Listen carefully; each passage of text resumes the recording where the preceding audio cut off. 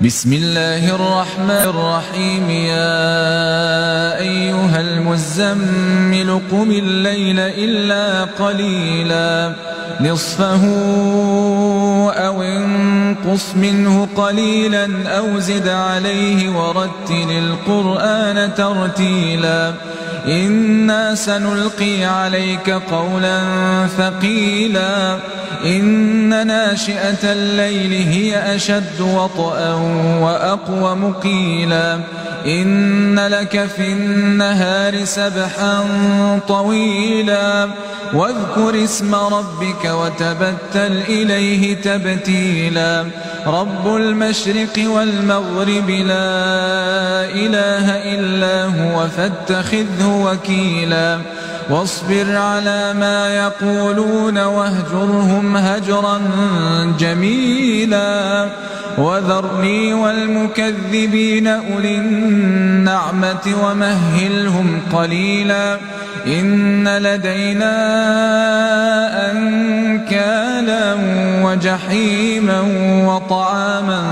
ذا غصة وعذابا أليما يوم ترجف الأرض والجبال وكانت الجبال كثيبا مهيلا إنا أرسلنا إليكم رسولا شاهدا عليكم كما أرسلنا إلى فرعون رسولا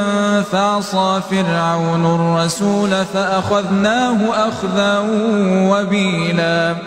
فكيف تتقون إن كفرتم يوما يجعل الولدان شيبا السماء منفطر به كان وعده مفعولا إن هذه تذكرة فمن شاء اتخذ إلى ربه سبيلا إن ربك يعلم أنك تقوم أدنى من ثلثي الليل ونصفه وثلثه وطائفة من الذين معك والله يقدر الليل والنهار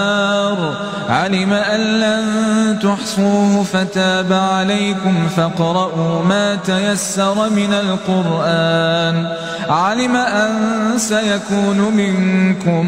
مرضى وآخرون يضربون في الأرض يبتغون من فضل الله وآخرون يقاتلون في سبيل الله فاقرؤوا ما تيسر منه وأقيموا الصلاة وآتوا الزكاة وأقرضوا الله قرضا حسنا وما تقدموا لأنفسكم